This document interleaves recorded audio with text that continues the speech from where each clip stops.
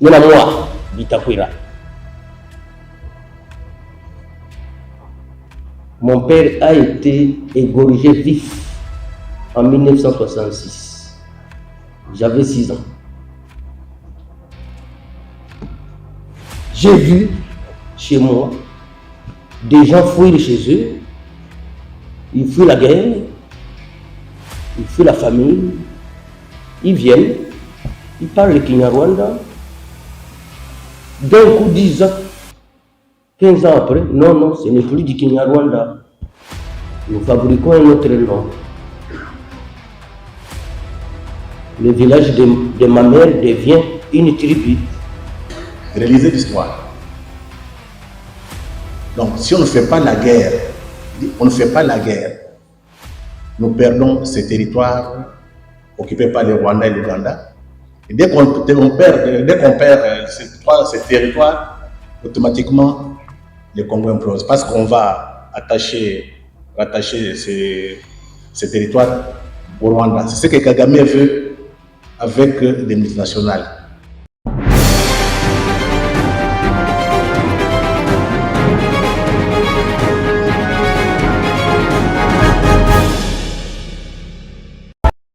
Et la question sera résolue, se trompe. Nos amis, certains amis occidentaux, les multinationales, les globalistes sont déterminés à faire imploser le Congo. Donc la seule solution à cette menace reste la mobilisation de notre peuple, de toutes les élites. Et ça exige. Nous ne faisons pas ça, le Congo va disparaître et nous porterons une certaine responsabilité. Je pense que vous avez suivi ce qui s'est passé lors du match de Léopard contre la Côte d'Ivoire. Vous avez vu, on a refusé de montrer les images des supporters congolais qui avaient des calibres. Mais quand même, il y a eu des joueurs qui ont fait quand même un geste pour montrer qu'il y a quand même un silence et l'omerta sur ce qui se passe au Congo. Ça fait 10 millions de morts, 7 millions de déplacés internes, 500 000 femmes violées. Et quand vous suivez les médias étrangers, que ce soit chinois, russes, tout comme américains ou bien occidentaux, on ne parle pas de la tragédie congolaise. Nous sommes dans l'obligation aujourd'hui de nous organiser, de nous mobiliser pour faire échec à cette menace. Cette guerre que vous suivez aujourd'hui, c'est une guerre d'usure.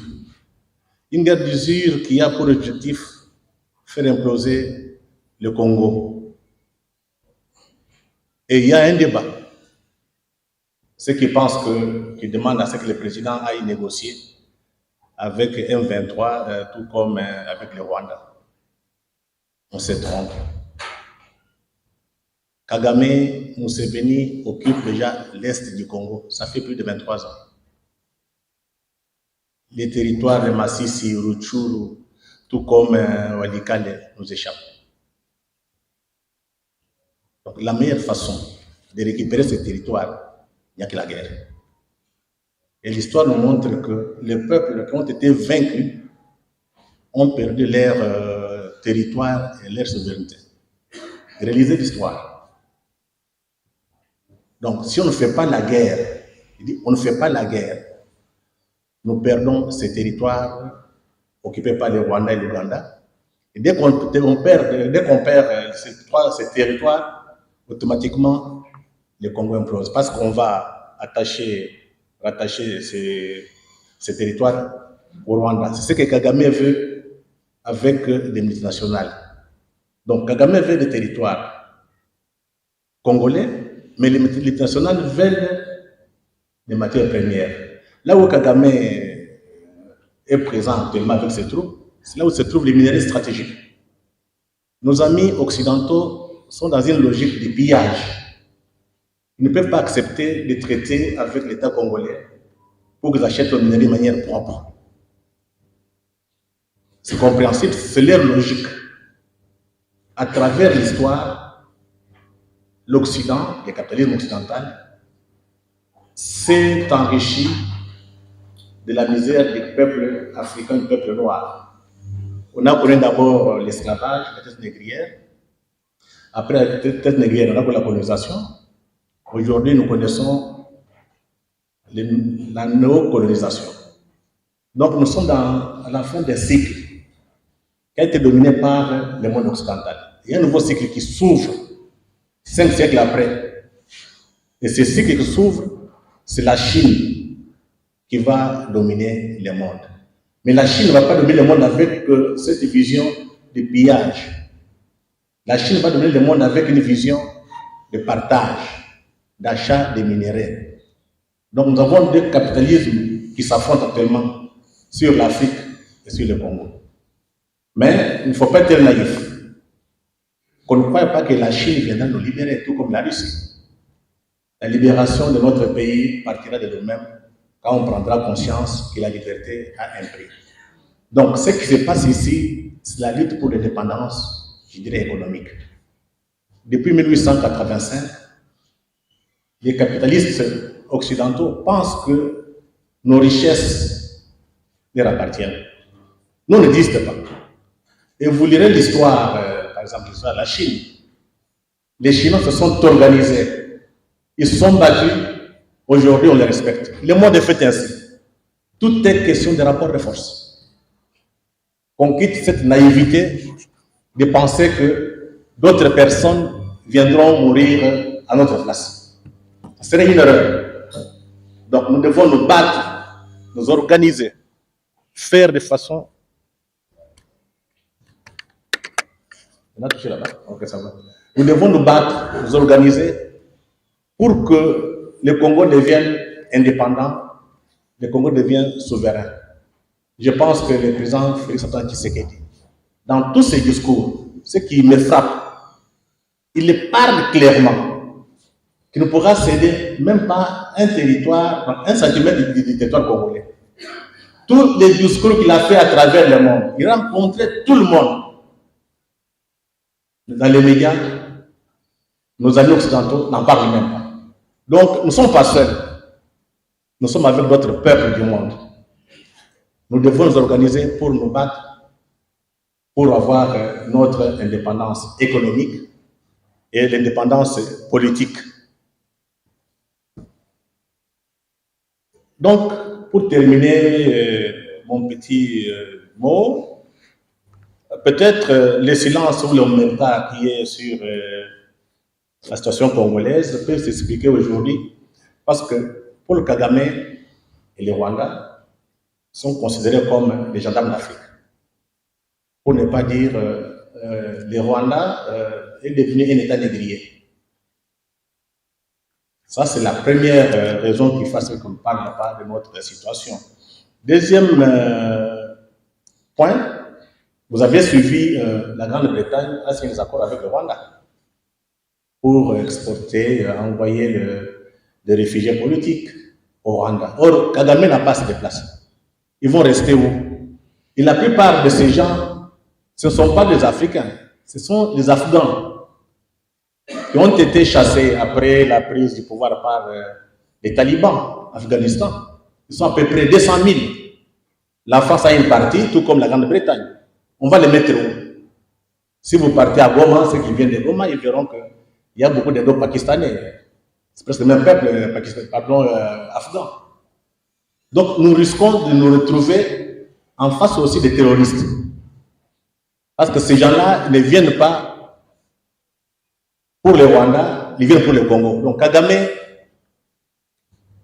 travaille pour les Britanniques, multinationales, et pour les Américains. Mais aussi notre troisième élément, c'est les pillages de l'or par les multinationales occidentales qui sont installées à Kigali.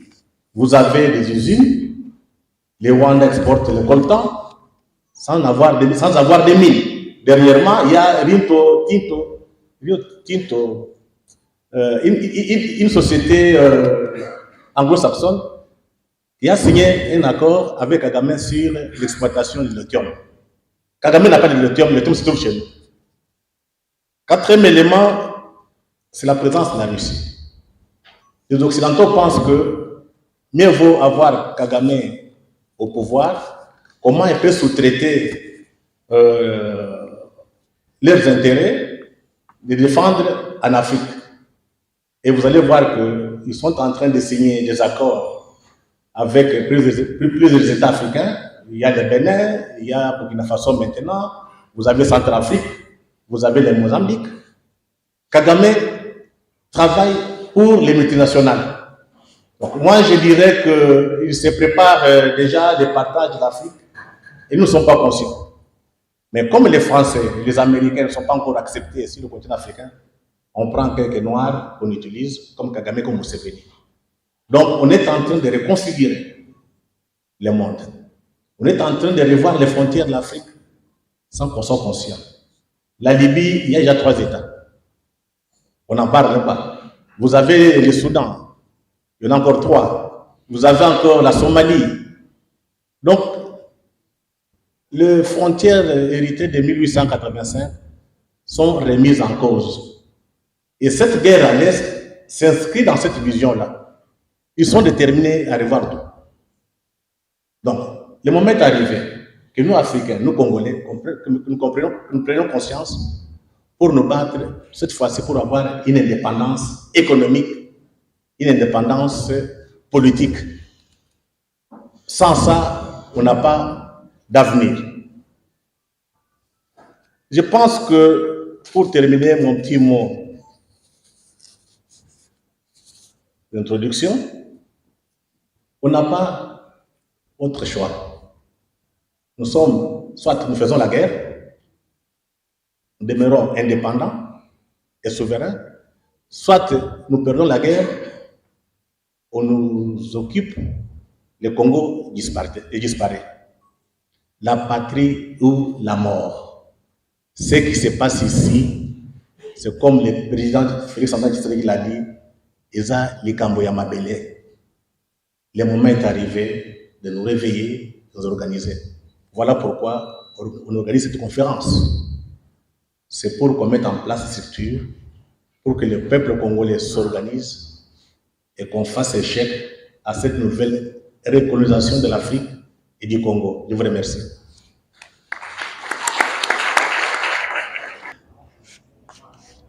Le thème que je vais aborder est celui de l'essor de la République démocratique du Congo, née qu'entre les mains de son peuple, et rien de plus. Je vais commencer par un proverbe qui dit que chaque vache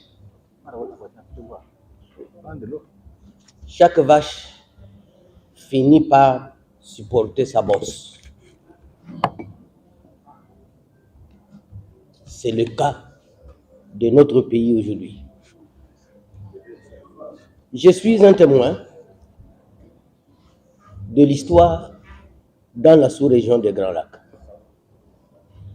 Et je vais commencer par une illustration que moi j'ai vécue au Burundi. Vous savez qu'en 1992, il y a eu plus de 400 000 morts Hutus sous le régime de Micombero.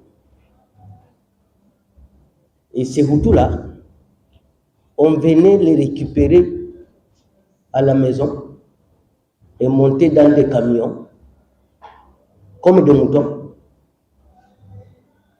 Les Tutsis allaient creuser des fosses communes et les bennes renversaient des êtres humains dans ces fosses communes et ils découvraient.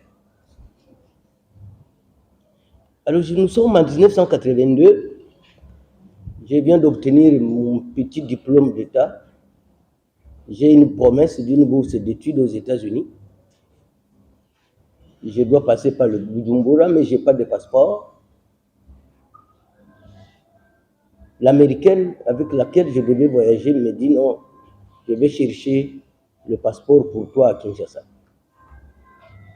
Elle est venue ici. Elle a fait plus d'une année sans revenir. Alors moi, je me fais engager comme un petit enseignant dans une école privée. Et on me donne les cours de français dans 2 classes de 6e. Ma première journée d'enseignement, j'entre dans la salle de classe. On me présente, le directeur. J'ai 22 ans. En regardant dans la salle, je trouve qu'il y a de plus âgés que moi. En 6e année primaire. Alors, je me mets à écrire la date au tableau. Je mets mon sujet à enseigner. Le peu de temps que j'ai tourné le dos au tableau, j'ai tourné le dos aux élèves, moi écrivant au tableau, en retournant, je me rends compte que 3/4 d'élèves sont sortis. Ils ne peuvent pas être enseignés par un enfant. Les peu qui restaient dans la salle, une dizaine, moi je me suis mis à donner mon cours. Bon professeur de français. Mais ceux qui sont sortis attendent dehors pour attendre la récréation. Et poser maintenant la question aux autres. Qu'est-ce que l'enfant là a dit? Les autres disent, il enseigne très bien. Quand on rentre en classe, une bonne partie revient. Alors j'étais curieux de savoir pourquoi ce mouvement.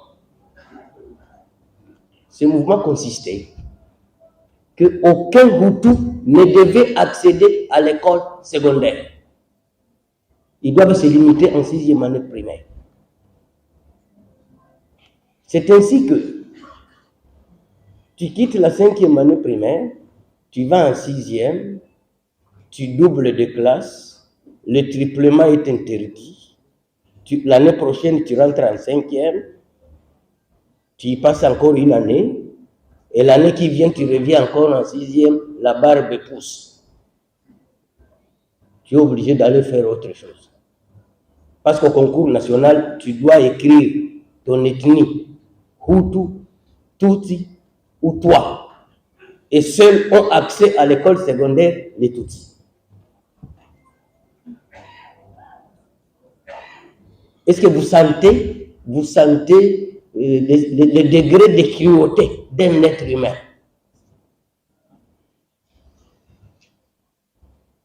Il y en a moi, Bitakwira. Mon père a été égorgé vif en 1966. J'avais 6 ans. J'ai vu chez moi des gens fuir chez eux. Ils fuient la guerre, ils fuient la famille, ils viennent, ils parlent le Kinyarwanda. D'un coup, 10 ans, 15 ans après, non, ce n'est plus du Kinyarwanda. Nous fabriquons un autre nom. Le village de ma mère devient une tribu. J'ai voté à Moulengue le 20 décembre. Et maintenant, quand vous tentez d'expliquer, le monde tombe sur toi, haine tribale, discours de haine, allez, sanctions. Mes chers frères et sœurs, cette guerre qu'on nous mène n'est pas différente de la ségrégation raciale aux États-Unis. Elle n'est pas différente de l'apartheid en Afrique du Sud. Elle n'est pas différente de la colonie japonaise face aux Chinois. Et donc, mon exposé ici va vous permettre de comprendre que la responsabilité est partagée.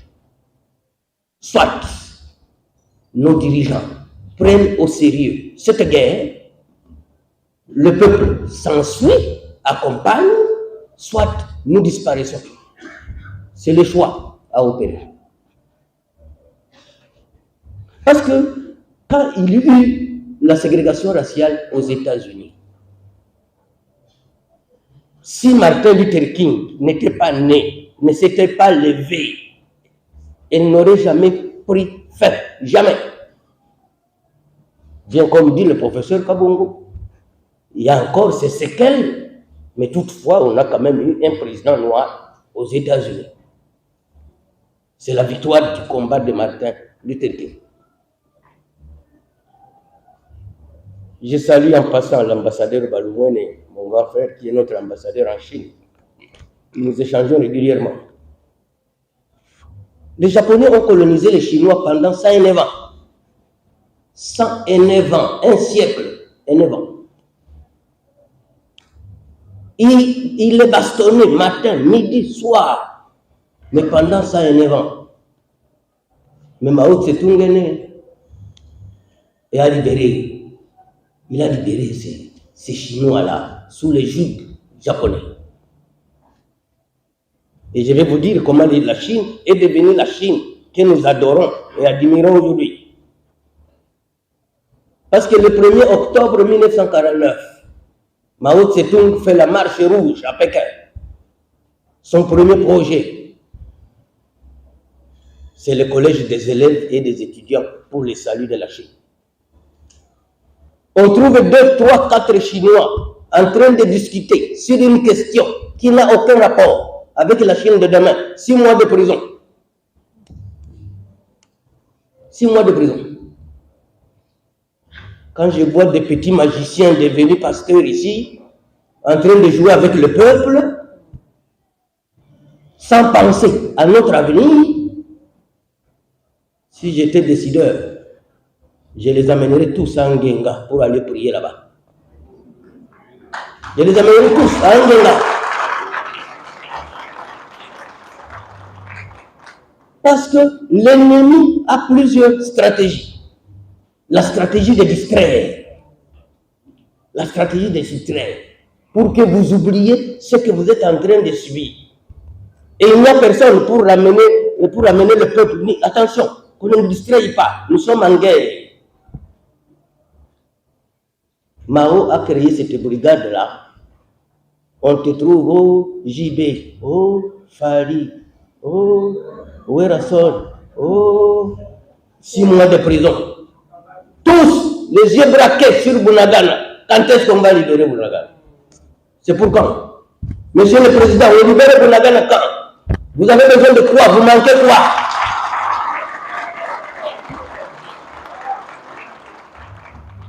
Vous avez besoin de quoi, Monsieur le Président, pour qu'on libère Bunagana? Qu'est-ce qui nous manque? Comment? C'est Burundé-là dont je vous parle, qui n'avait pas accès à l'école secondaire. Les mêmes Tutsis-là ont osé toucher sur du sang sacré. Melchior Ndadaye. Si les Hutus se sont libérés aujourd'hui au Burundi, vous ne voyez pas? Dès que Kagame bouge un tout petit peu sur le Burundi, on ferme la frontière. Kanda! On va frayer notre chemin. Est-ce que vous savez maintenant que le Burundi est en train de placer un pont pour passer par Uvira, à Sangé, pour ne plus passer par le Rwanda?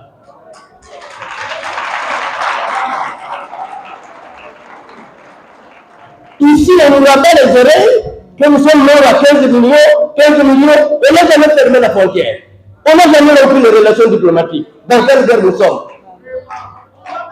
Dans quelle guerre nous sommes? C'est quelle guerre? De complaisance amicale, ou alors ceux qui meurent, le lendemain ils ressuscitent, s'il est mort en Tchourou, on les retrouve en Bandaka, le jour qui suit.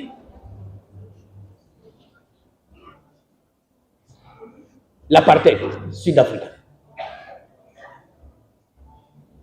Les Blancs avaient utilisé une partie des Noirs sud-africains, incarnés par Mangosuthu Buthelezi, qui est Nanga aujourd'hui, le Bertrand Bisimwa. Ce sont les Mangosuthu Buthelezi. Que le jour qu'on libère la République, nous allons les chercher. Ils sont où? Parce qu'on doit même enchaîner leur tombe, complices du mal. Complice du mal. Et alors, les Mandela là, dont vous avez entendu parler, j'ai l'habitude de le dire. Moi, mon esprit, c'est l'esprit de Mandela. C'est ça mon esprit. J'ai même l'esprit de Mao. J'ai l'esprit de Martin Luther King. Pourquoi pas de Lumumba? Kimbangu est trop spirituel, je me réserve.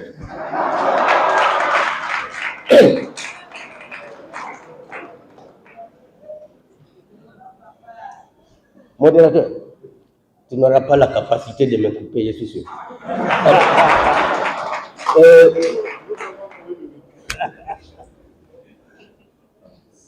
Je me retrouve dans une conférence quand j'étais au gouvernement à Lubumbashi avec des opérateurs économiques sud-africains. Quand on me donne la parole, je leur explique comment ils ont en face d'eux un Mandela au Congo. Moi, j'ai à peu près 7 similitudes, ressemblances avec Mandela. Mandela est né dans un village qui s'appelle Nkunu, dans une case en paille. Moi aussi, je suis né dans une case en paille. Tous mes amis qui sont dans la salle ont déjà été chez moi. La vie, quand vous naissez dans une case en paille, vous savez votre vie. Vous partagez la vie avec les cancrelats et les souris. Et des fois, les souris vous rongent aux pieds. C'est ce qu'a été ma vie et celle de Mandela. Mandela porte ses premiers souliers à 12 ans, moi je les ai portés à 9 ans. Mandela berger de vaches, moi-même berger de vaches. J'ai sa photo. Mandela est arrêté pour la toute première fois le 5 août 1952. Moi-même, je suis arrêté pour ma première fois le 5 août 1987. Mandela libéré un dimanche 11 février 1990. J'étais en prison. J'ai été libéré le même jour. Il est mort le 5 décembre 2014. Je suis né le 5 décembre 1960. Vous voyez que le sang de Mandela bout dans moi. Et quand il s'agit de tels thèmes que nous abordons sur le sort de la République, nous devons libérer ce pays. Qu'il pleuve, qu'il neige. Que ce soit le jour, que ce soit la nuit. Mais il y a des sacrifices. Il y a des sacrifices à donner. Le premier sacrifice, c'est la détermination, la conviction, la foi dans le combat. Et nous devons pousser les dirigeants à comprendre à la même dimension que nous, que l'ennemi n'est pas aussi fort comme on le prétend. Il n'est pas aussi fort comme on le prétend. Nous avons les racines de ceux qui nous mènent la guerre ici. Heureusement que déjà la tendance, j'ai vu que les gens commencent à aller assiéger certaines ambassades. On ne va pas les assiéger, on va les fermer.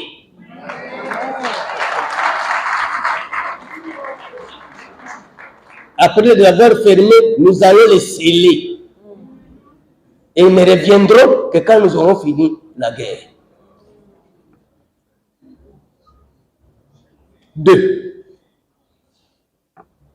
À quoi ressemblent nos médias, particulièrement la RTNC? Cette chaîne nationale contribue à quoi dans la guerre que nous mène le Rwanda? Quel est le programme? Parce que même quand vous êtes à l'aéroport de Goma, ça crépite à gauche, à droite, vous regardez la RTNC, il y a un pasteur qui est en train de danser, un petit musicien, vous vous posez la question, où sommes-nous? C'est comme ça que je vais vous développer les deux visages de la République démocratique du Congo. Les deux visages, sur un même corps. Pas le choka, on appelle ça choco, c'est quoi? C'est comme... Choco. Ouais. C'est le choco. Tu es brun au visage, mais noir aux pieds.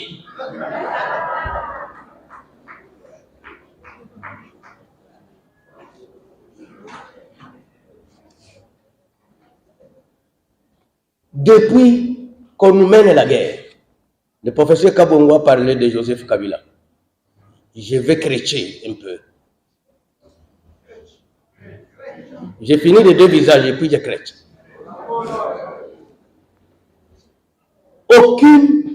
Aucune mesure que le Congo a déjà prise contre le Rwanda. Aucune.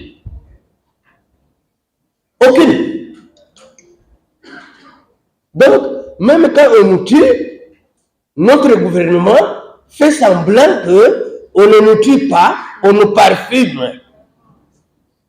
C'est du parfum.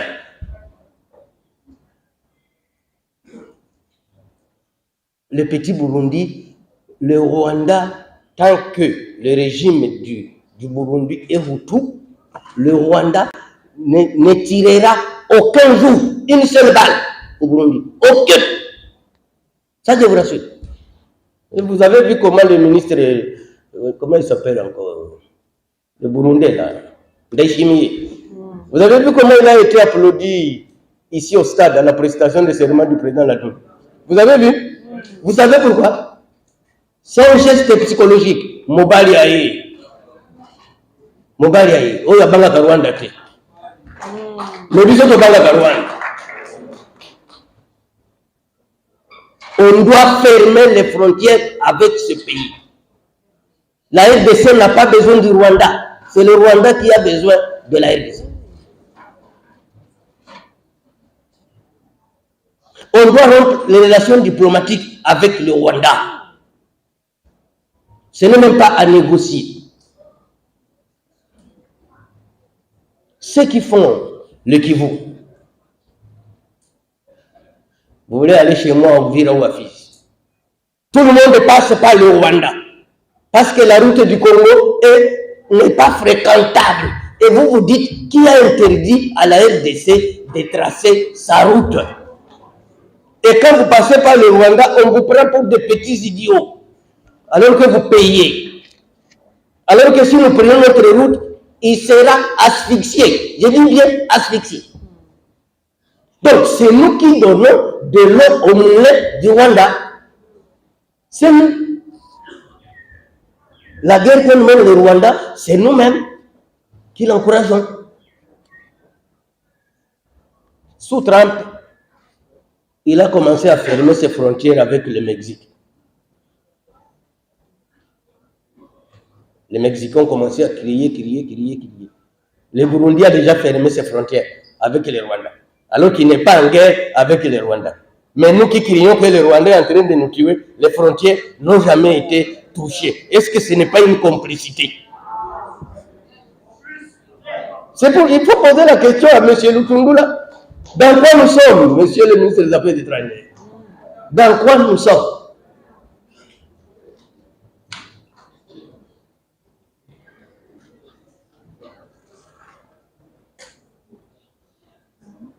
Les choix de nos partenaires. Les choix de nos partenaires.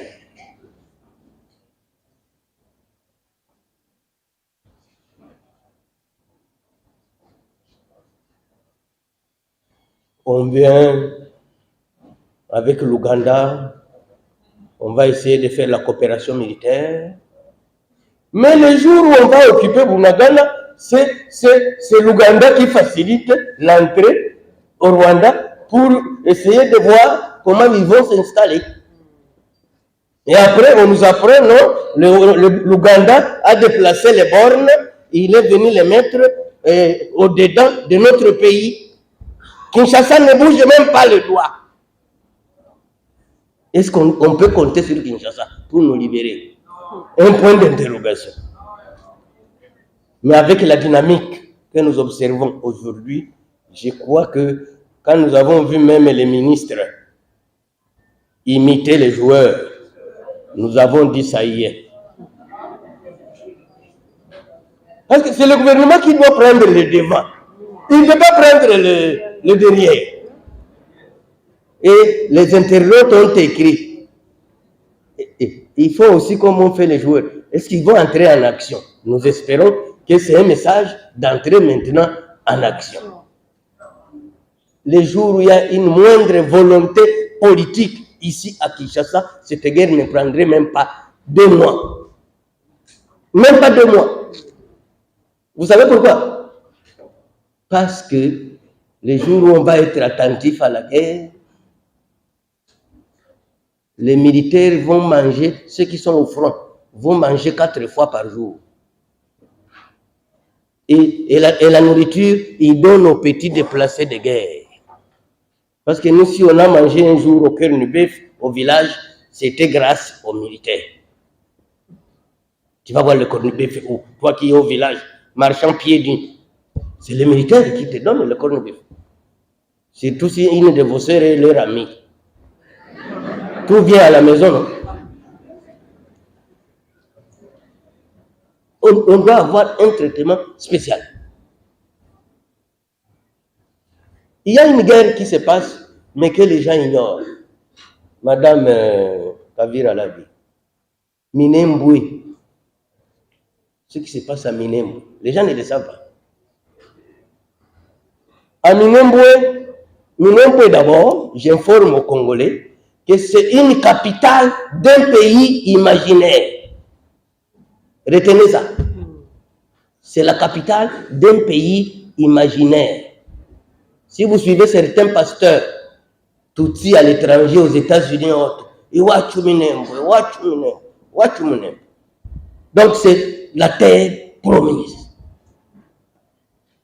Et quand Bitakoui a dit ça, ils sont en train de me suivre. Et il commence encore. Je commence quoi? Je n'ai même pas encore commencé. Parce que j'ai maintenant mes immunités parlementaires. Vous ne m'avez rien quand j'étais fragile. Maintenant, je recouvre mes immunités parlementaires. D'ailleurs, c'est l'Union européenne qui m'a fait élire. Parce qu'elle m'a rendu trop grand. On ne s'attaque pas aux petits, on s'attaque toujours aux grands. Nous devons savoir, un ami l'a dit, Ngarouye, nous avons un pays de 2 345 000 km². J'ai dit 410. Il n'y a pas longtemps, j'ai vu un document où on voulait créer Air Minembwe. Air Minembwe. J'ai fait un message à 3-4 autorités. Si vous ouvrez cette compagnie, vous créez un nouvel État. Parce que maintenant, tout le monde viendra du monde entier pour aller dans la nouvelle République de Minembwe. Et je pense que les autorités me suivent. Le jour où nous apprenons que vous avez ouvert Air Minembwe, c'est que vous avez créé un nouveau pays. Ce qui se passe là-bas, ce n'est pas différent de ce que Ben Laden faisait dans les grottes d'Afghanistan. Il n'y a pas longtemps, il y a 2 ans, 2-3 ans. On a dépiécé un colonel, là-bas, colonel Yaoundé. On a amené son corps dans un petit sachet. Et on n'a pas posé de questions, qui fait ça? Donc, la menace dont parle le professeur Kabongo Ngarouye et Madame Kavira, de nos frères Tutsi, les Belges leur ont laissé en tête que c'est une race supérieure et que nous sommes la race inférieure. Et ils doivent nous prouver à tout prix qu'ils sont supérieurs à nous. Et ils ne vendent que du mensonge. Ils vivent du mensonge. Vous avez déjà vu que quelqu'un créait une tribu, mais il parle la langue d'autrui. Donc tu viens de Londres, tu viens habiter Nairobi, tu parles l'anglais. Quand on te pose la question, tu dis non, ça c'est pas de l'anglais, ça c'est le Kinya Nairobi, ça. Kinya Nairobi. Alors que c'est l'anglais. Le mensonge. Mais entre-temps, ils ont une théorie. Au Kugwaniro Butaka, ils doivent se battre pour la terre. Kugwaniro Butaka, en Kinyarwanda. Je parle de Kinyarwanda, je parle de Kirundi, je parle un peu de Kiganda. Kugwaniro Butaka. Je dois me battre pour la terre. Même si elle n'est pas tienne, tu dois te battre. C'est vrai, j'ai appris que les services de sécurité ont arrêté les militants des mouvements citoyens pour avoir revendiqué Bunagana. C'est pas normal. C'est comme moi quand on m'avait invité à la Cour de cassation, quand j'ai parlé du livre de Charles Onana. Un Camerounais qui voit à notre place. C'est lui qui voit à notre place.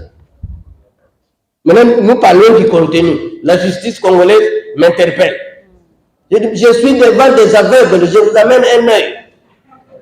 La prochaine fois, je vais vous amener un deuxième pour que vous voyez autant que moi. Parce que vous ne voyez rien. Vous ne passez vos nuits que dans les boîtes de nuit. Nous sommes en train de nous battre pour le pays. Et le lendemain, tu te dis, il faut l'inviter. Je vais répondre à une question d'un aveugle. Comment ça? Moi, j'ai 3 yeux. Je te donne un. Moi, je reste avec 2. Parce qu'un intellectuel congolais qui ne lit pas ce livre, c'est qu'il ignore qu'il est congolais. Et quand tu le lis, tu deviens révolté. Révolté. Et puis tu te poses la question, tout ça, ça s'est passé dans mon pays? Oui, c'est dans ton pays.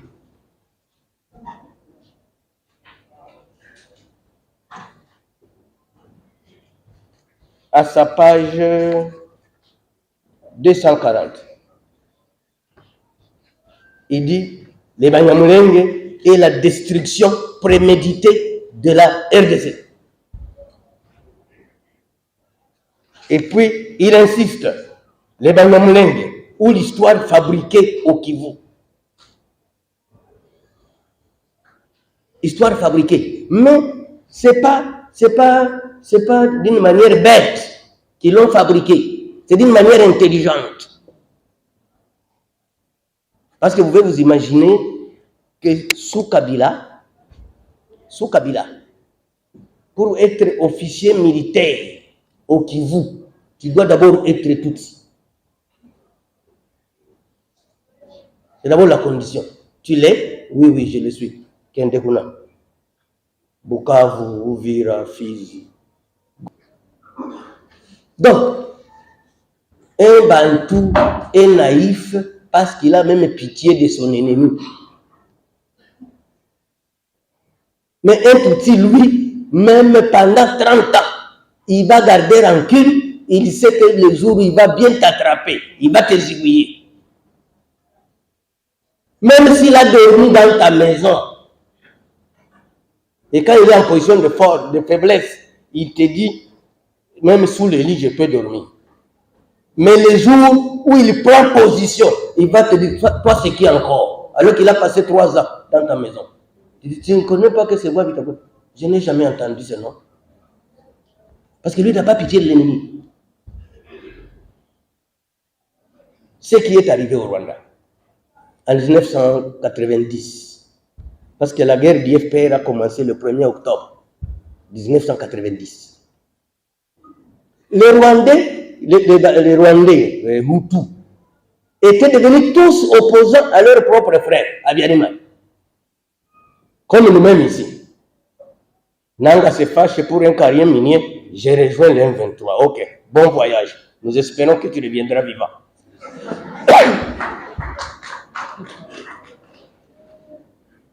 Les Hutus s'opposent à Biariman, tous des opposants. On vient, on la bat. Il y a des Hutus qui ont fui le Rwanda, ils sont allés jusqu'au Maroc à pied. Et ils ne reviendront jamais au Rwanda. C'est ce qui se passe dans notre pays. Nous ne nous entendons pas autour de la guerre. On ne s'entend pas. Alors que si nous regardons tous dans la même direction, cette guerre, nous allons la vaincre le plus tôt possible. Mais il faut une pression extraordinaire sur le gouvernement. Une pression extraordinaire. D'ailleurs, c'est celle-ci que nous sommes en train de faire. Et elle est positive. Que aujourd'hui, c'est une question de vie ou de mort. Nous devons vaincre le Rwanda. Que le Rwanda reste dans ses frontières et que nous restons dans les nôtres. C'est une question de vie ou de mort. Mais la pression populaire, je vous donne un seul cas. En 1999, la Belgique lance un mandat d'arrêt contre Hérodi Abdoulaye Ndombassi. Pourquoi? Hérodi aurait injurié en appelant les envahisseurs des vermines. Aurait injurié. Pas sûr qu'il a injurié. Il aurait injurié. Mais ceux qui ont tué, pas de mandat d'arrêt international. Donc, entre l'injure et les tueries, l'injure est grave. Les tueries, ça ne dit rien, ni aux Belges, ni aux Blancs, ni aux Américains. Parce que cette guerre, les plus grands acteurs de cette guerre, c'est les États-Unis et la Grande-Bretagne. J'ai vu les gens aller déposer les mémos à l'ambassade d'Allemagne en laissant l'ambassade d'Angleterre. Or, en 1994, on en a décrit comment les États-Unis ont pu déployer tout au profit de Kigali en passant par l'aéroport d'Entebbe. Et l'objectif, ce n'était pas le Rwanda. L'objectif, c'était Goma. C'était Goma. Et c'est les Anglais, parce que les Anglais se considèrent comme les petits frères ou les grands frères des Américains. Maintenant, la Belgique lance un mandat d'arrêt international contre Hérodia. Il ne peut plus voyager, comme Bitakwira aujourd'hui. Nous nous sommes décidés ici à Kinshasa, moi en tête, le 10 juillet 2000, nous sommes allés à plus de 50 000 manifestants ici à l'ambassade de Belgique. Nous avons mis tous les Belges dans les caves, parce qu'ils croyaient que nous sommes venus les récupérer, alors qu'on n'avait qu'un simple mémo à lire.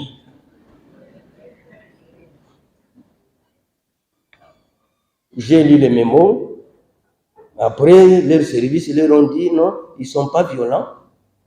Et c'est comme ça que l'ambassadeur est sorti de sa cave. Et il est venu. On est entré, on a échangé. Vous voulez quoi? Vous levez le mandat là. Un point, un train. Sinon, la grand-mère va maudire tout le monde.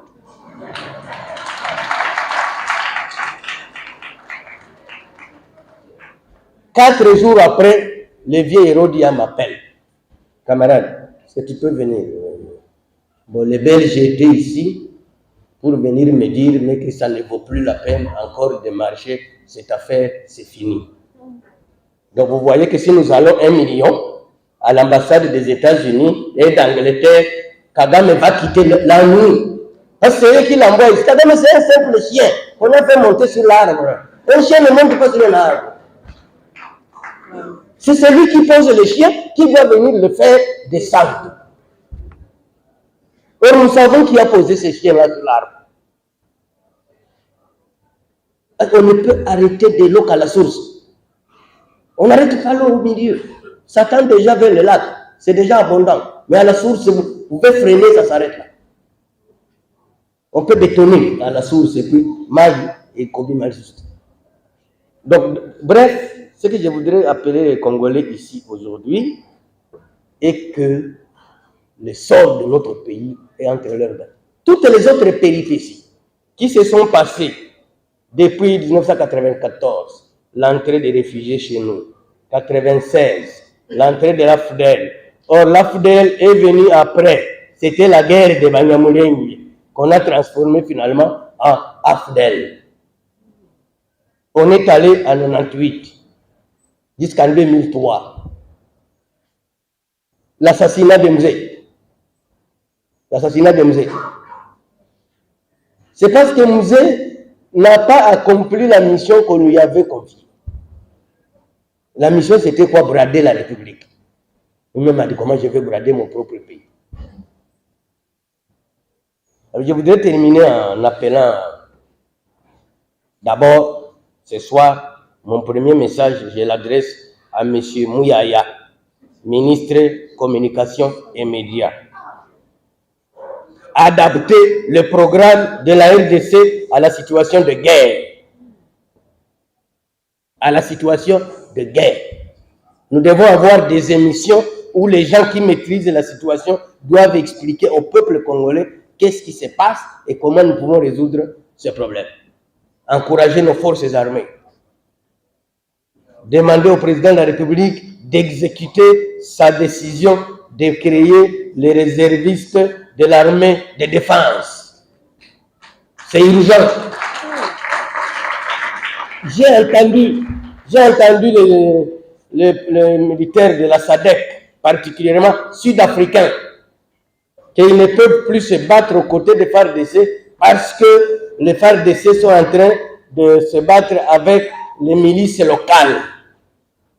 Je rappelle aux Sud-Africains que quand ils étaient sous l'apartheid, ils avaient une milice aussi, qu'ils appelaient Isizwe Umkhonto, la lance de la patrie.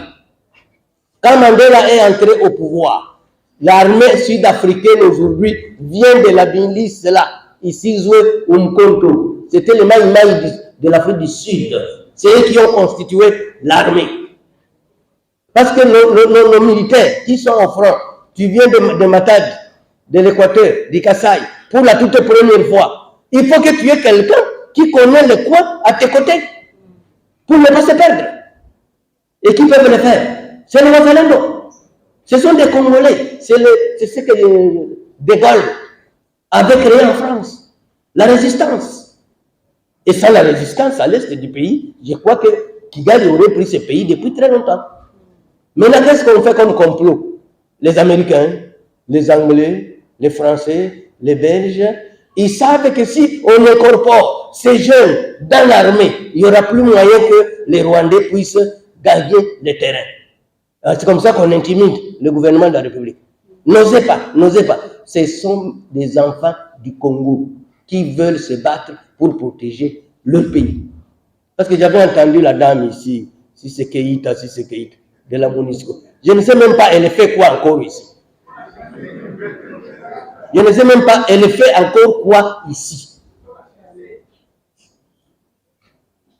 Chez elle, au Mali. Elle ne sait pas ce qui se passe là. On a chassé les Français là-bas. Pourquoi elle reste encore ici? Elle fait quoi? Bon, c'est le gouvernement. Nous allons contraindre le gouvernement à prendre certaines mesures urgentes.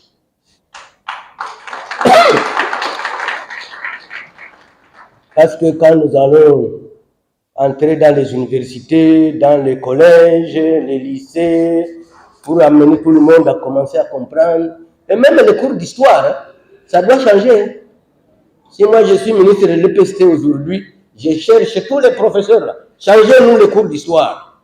Écrivez maintenant ce que nous avons vécu depuis 1996, c'est ce que nous allons commencer à enseigner à nos enfants. On a encore le temps d'apprendre les cours d'histoire vous appelez quoi, les Visigoths, je ne sais pas, Languedoc. Est-ce qu'on a encore besoin de ça? Maintenant, on a besoin de savoir comment nous allons dominer le Rwanda dans les 20 ans qui viennent. C'est ça, le combat. Comment on va dominer le Rwanda? Comment Kagame doit disparaître? Même pas la sorcellerie.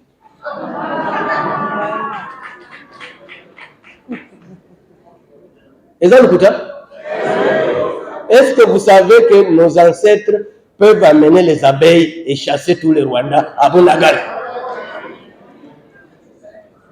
Les abeilles, c'est une armée. Mais il faut la motiver. Il faut la créer. Ça existe. Parce que si nous tous, nous devenons pasteurs, archevêques, apôtres, le pays va disparaître. Certains doivent garder la grand-mère à côté avec un peu de calebasse pour essayer de lui poser la question. Est-ce que je vais aller rentrer? Oui, tu peux aller. Je vous remercie.